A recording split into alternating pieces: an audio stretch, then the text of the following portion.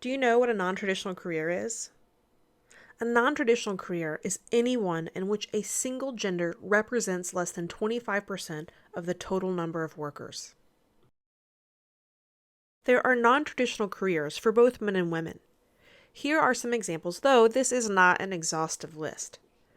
Women are underrepresented in engineering, auto mechanics, electricians, computer scientists, law enforcement, heating, ventilation, and air conditioning, fire management, construction management, culinary arts, and welding.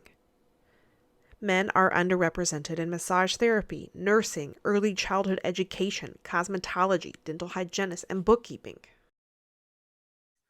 One of the root causes for why people don't pursue and persist in non traditional pathways is a lack of role models. This is related to self efficacy, the belief one has in their ability to complete a task. One of the sources of self efficacy is vicarious experiences or the observation of models. Seeing someone perform a task or meeting someone who looks like them, who's in a career or pathway, can over time increase someone's belief that they can do a task and increase a sense of belonging. In this series, I interview people who have pursued careers in non traditional pathways. I hope that you will be inspired by their stories. Hi, Robert. Thank you so much for joining me today. I'm grateful that you have are willing to share your story about your career as a nurse. And so, Robert Silva, tell us a little bit about yourself and a little bit about your career. So I've always loved science, particularly pathophysiology, biology, anatomy, ever since I was young, and so it came in natural for me to become a nurse. My mom's a nurse. I have several friends who are nurses. I actually started young. I started when I was 18 in the medical field. So I was actually a LVN, licensed vocational nurse, working as a wound care treatment nurse for about 7 years, and then I transitioned to adult acute setting, working in critical care ICU for 7 years, and then now currently I am a nursing supervisor for a critical care unit, and I've been working as a supervisor for 5 years.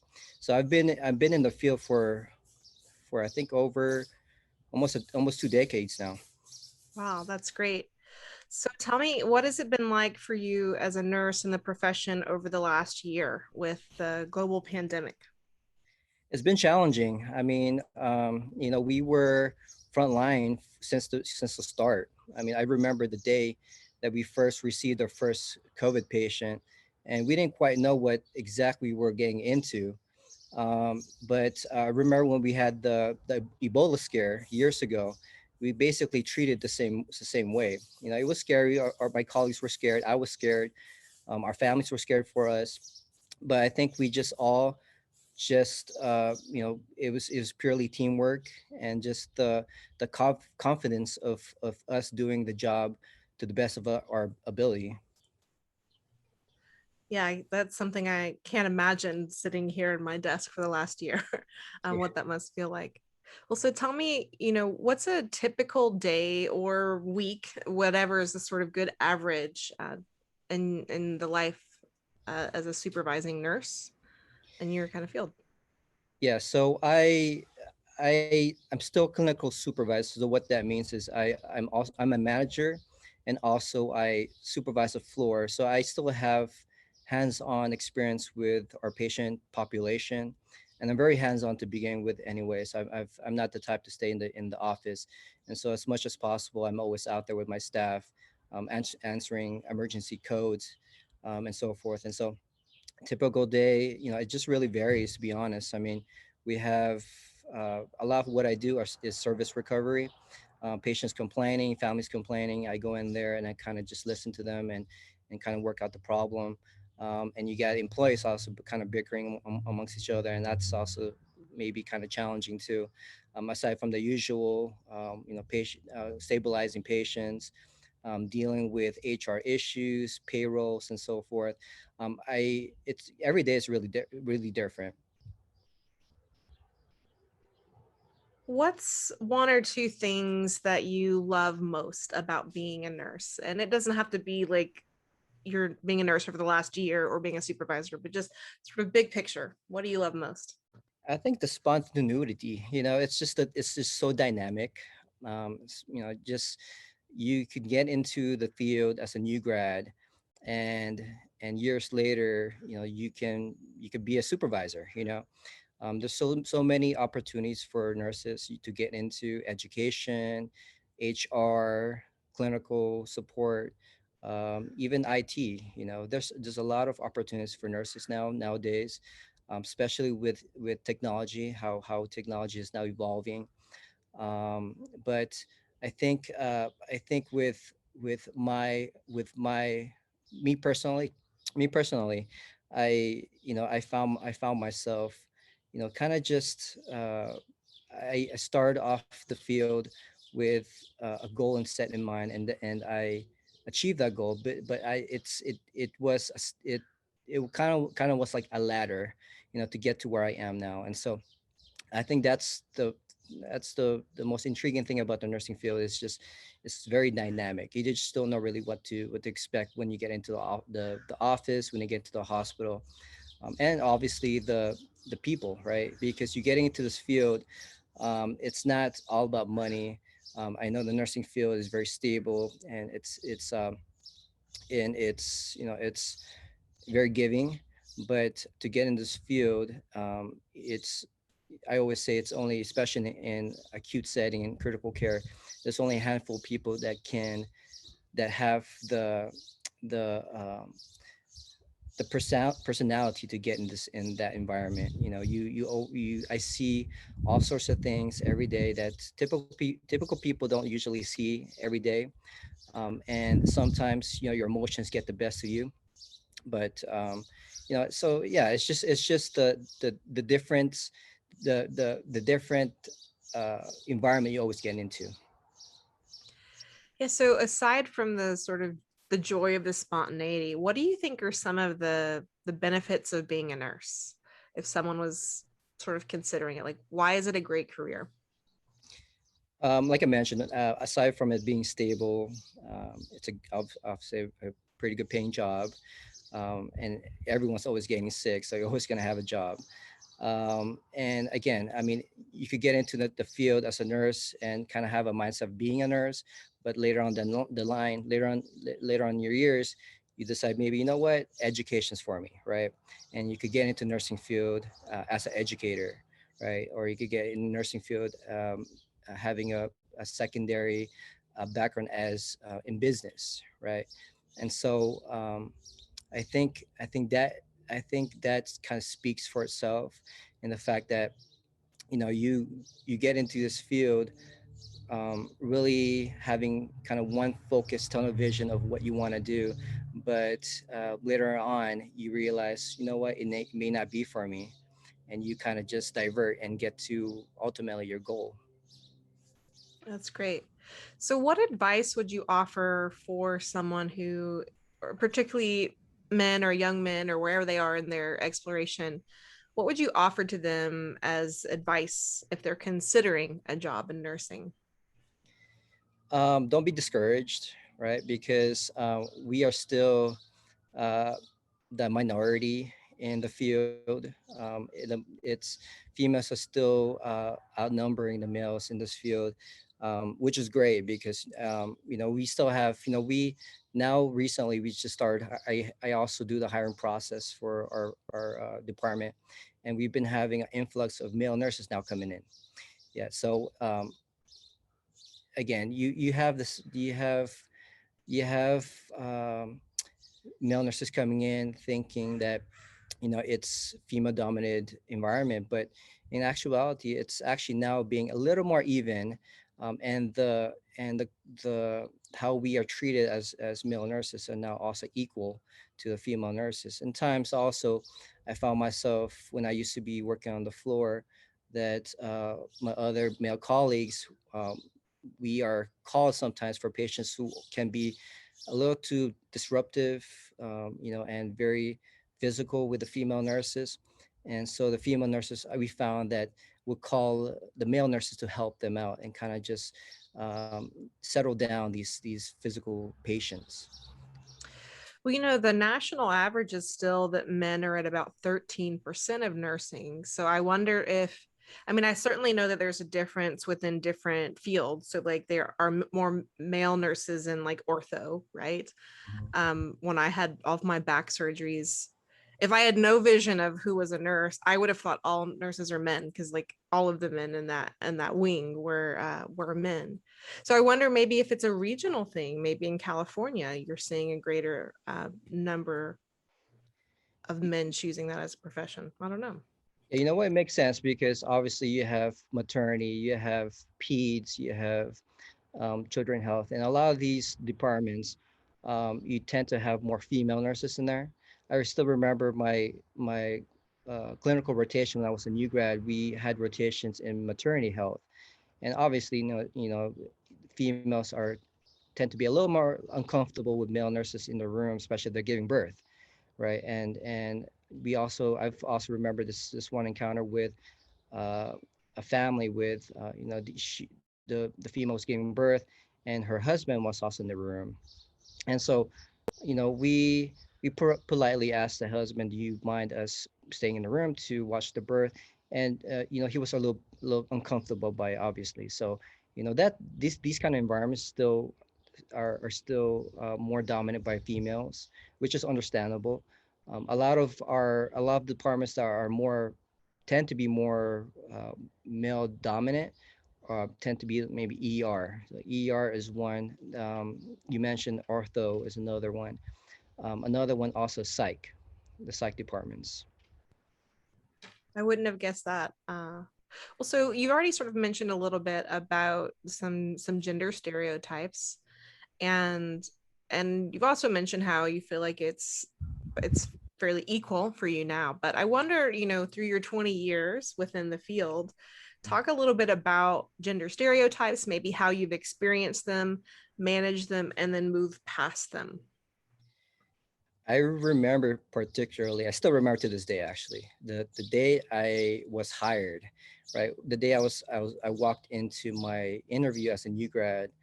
Um, I walked into the room because it's still the same now where we have a panel interview for new grads. And so what happens to kind of give you a picture is a new grad will walk into a room that is basically surrounded by tables, and you could have up to 12 people interviewing you, and you're basically the head of the table. So it could be a little intimidating, right? And so I remember walking into this room. And back then it was pretty competitive. The hiring process was also pretty competitive, and my impression getting out of the interview was, I did well. I did fine. Um, it took a while for me to get the call back, but I ultimately got the call back. But a year later, my manager back when in the past came forth and told me, you know what, I we didn't actually where we weren't thinking about hiring you because you came into the interview with a shaved head and tattoos, and you seem how she put she said that I look like a gangster, right? So she was kind of joking around, right? And I kind of took it a little personal, right?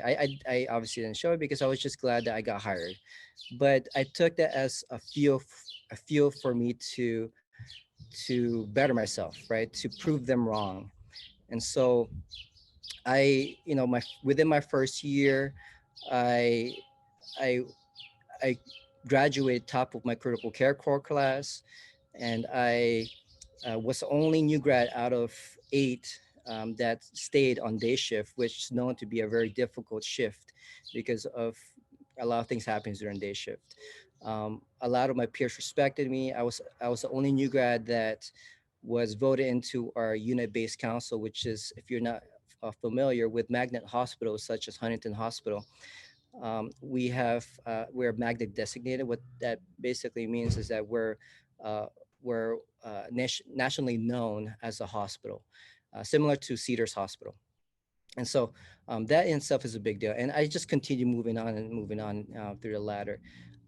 That's just one example. Another example is I still experience it now as a nursing supervisor is I mentioned walking. So one of my duties is service recovery, right? Sometimes I would go into a room, and because maybe patients or families have complaints, and I'll go into a room, introduce myself, and automatically, right off the bat, they're uncomfortable because I'm a male nurse, right?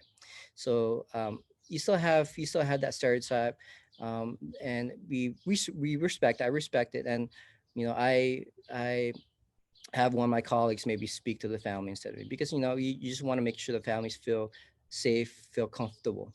And again, I mentioned earlier, on the other side of the spectrum, you have um, you have nurses who see male nurses as a big help, right? A big help because you have these combative patients, like I mentioned, and so they call the male nurses to kind of help settle these patients down. So you kind of see a lot of the overall spectrum of everything. What you just described, it struck me as perhaps more than a gendered stereotype. And I don't know your race or ethnicity, but are you Hispanic or No, I'm Filipino and Portuguese. Okay, pardon my assumption.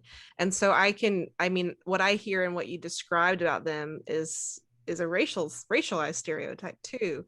So I'm curious, how do you think, or how have you perceived that maybe has influenced your experience? Because I don't know the numbers if I were to disaggregate by race or ethnicity, but I imagine that they're really, really small within men in nursing.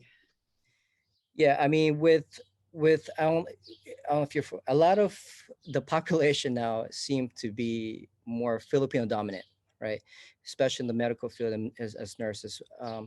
When Philippines in particular, when we're young, just to kind of right off the bat, our families are kind of already drilling your mind. You need to get in the medical field, right? Medical field, medical field. In Philippines, to kind of just give you a background, I've been there, nursing. by the way. I spent Yeah. 2 months there. Oh, nice, Yeah. nice. Yeah, it's a beautiful place. I mean, and it's a lot of Philippines is a very hard country to live in, right? And I think that's kind of why our parents kind of push us to be in the medical field, because they know that if you're in the medical field, it's less likely you might struggle financially, right? And so a lot of the Philippines that come to the States, even back when we used to have working visas, when America used to allow working visas for Filipinos, a lot of the working visas were nurses, right? And so the influx of nurses coming in from Philippines were huge. It's till this day, you still have nurses who, um, you know, s- here in America, it's very expensive to go to school for nursing, right? And so you have a lot of these Filipino Americans going back to Philippines, getting an education there. And in Philippines, the lowest degree you could get is a bachelor's.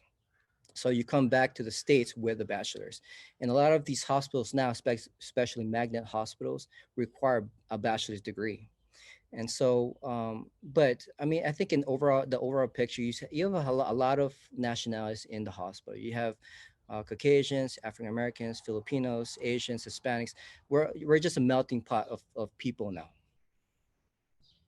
Yeah, and I will probably say that that's going to be regional as well, right? So living I live in Texas, and born and raised here. I've lived all over the world, but there do tend to be some really homogenous pockets that Exactly. remain. So thank you for sharing those stories, and again, my apologies for my assumptions on your race. Or But I was like, De Silva, like, what is that? Like, what might that signal to me? And I was wrong. But Portuguese. Portuguese, yeah. Yeah. So describe. So you already mentioned that your mom is a nurse, and that someone else from your family, I think you said. So I imagine that they were role models for you because you kind of signaled that. But talk to me a little bit about role models that you had growing up that helped you consider and then ultimately choose a career in nursing. Yeah, I mentioned my mother was a nurse, and she, like me, I kind of more or less followed her footsteps actually, because she was also like me, a LVN, licensed vocational nurse, and so I followed her footsteps, and she raised three kids alone, in as a nurse with a nursing income, and that automatically kind of gave me the idea. You know what? I could live with a nursing salary, and so she was definitely a role model because of what she went through while she was going to school. And nursing school is very difficult. It's one of those things, one of these programs where you have to kind of just dedicate up to 2 years, sometimes 4 years, with depending on what degree you get into. You kind of just have to settle down, but ultimately, once you're done and you're finished with the program, you come out feeling accomplished, and that you finally get into the field knowing that you're going to help people, right? So I think aside from my mom, I also have my aunt, who is also was a nurse and now she's a doctor. I have I have several friends. Uh, More than half of my friends are nurses, and this is before I even decided to become a nurse. And so I think you have these small communities, nursing communities and medical communities, where you kind of just, it's funny because I find myself sometimes where, and or we find ourselves sometimes, well, we'll be talking and just casually talking, all of a sudden we'll just talk about work, right? About the funny things about what occurred last week at work, or what challenges we still go through with the whole COVID and so forth. And so I think it's just an automatic. It's like a magnet to these type of individuals. So my mom, my aunt, my friends, and I also my high school teachers, I could say, also was a very important individual in my decision becoming a nurse, because she fueled me, right? My science teacher, she fueled me. She saw my passion in nursing. Actually, particularly, she saw my passion in science, and she actually was the one that mentioned, "Why don't you become a nurse? Why don't you become a doctor?" In my mind, back when, I didn't even really think about it, because the first, I my first thing in my mind was, kind of hanging out with friends, right? Hanging out with friends and having enough money to hang out. But I really didn't think about my future, where I can't just be having fun the rest of my life. I need to settle down and work hard, and then have fun after all that hard work. Oh, that's great. Thanks. So it does sound like you have a long history. And the research tells us like when for people who choose to go into non-traditional careers, there's a greater likelihood of that happening if they have family members. So like my dad and my granddad are computer scientists and engineers. So I became a computer scientist and engineer, right? And so there's a really strong correlation between those connections. Yes. So tell me, I want to talk now about goals. And in the same conversation, I want to talk about failures. So tell me, one of the things that we try to help students understand is the importance of setting goals and how critical they are to your own growth and your trajectory, but also how important failures are to helping us learn as we go along. So what are your thoughts about goals and failures? I think I mentioned earlier, with the nursing field in particular, the path and experience you choose to take will ultimately lead to your professional goal, right? As a nurse, you should never be stagnant.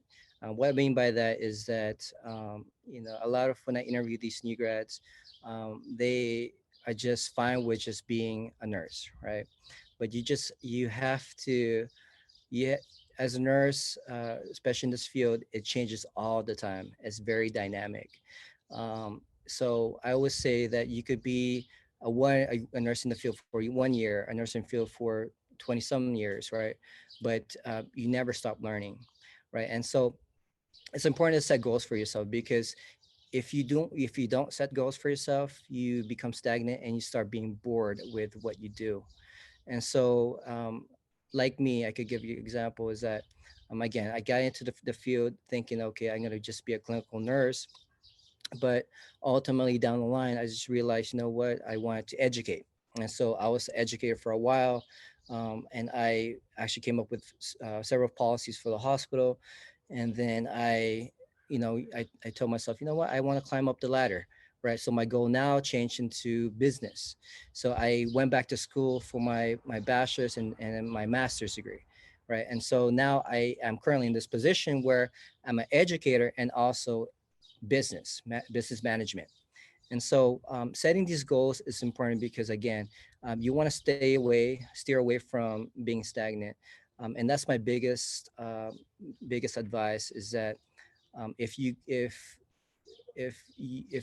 nurses or new grads or male nurses in particular want to get in this profession, um, you need to make sure you strive to better yourself because we are still the minority. Again, we're still the minority of this field, right? And so you want to make sure that in my yeah, I gave the example that proving my manager wrong with the stereotyping, right?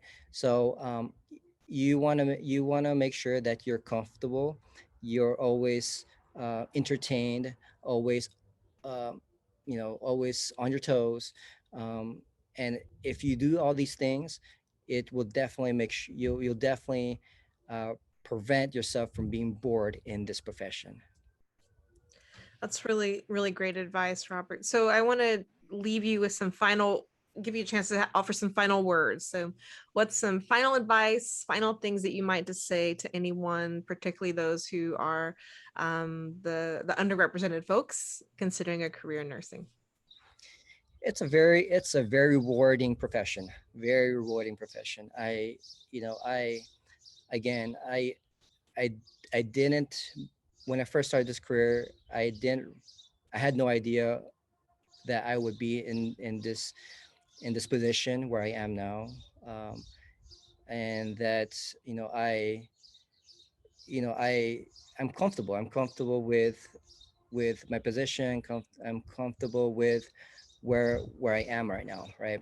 And if these young individuals decide to get into this profession, my advice again to new grads is that be a sponge, soak up everything, right? You can never be too young, never be too old to learn. Especially in this field, because again, it's very, I can't say it enough, very dynamic, a lot of things to learn, especially with technologies nowadays happening. um, and don't be discouraged with, sometimes you still get these stereotypes, you still get these, sometimes you have patients telling you, I feel uncomfortable with you because you're a male nurse, right? Or I feel uncomfortable because how you look, because maybe you have tattoos or your shaved head or so forth. But keep pushing and know that you got into this profession because, not because of the money, not because of the security, but because of, you want to help people, right? You want to help people because this is what certain nurses sometimes forget after being in the field for so long, is the compassionate side, right? They get into this field uh, with compassion and wanting to help people, but after years, it could be also because they're kind of burned out because just a lot of things like COVID happening. But ultimately, you look back of why you came to this profession, and you want to make sure that you go into it with the right mindset, the right reason. That's great. Robert De Silva, thank you so much for your time today and for your advice for students who may be considering the career. Thank you, Megan. Appreciate it.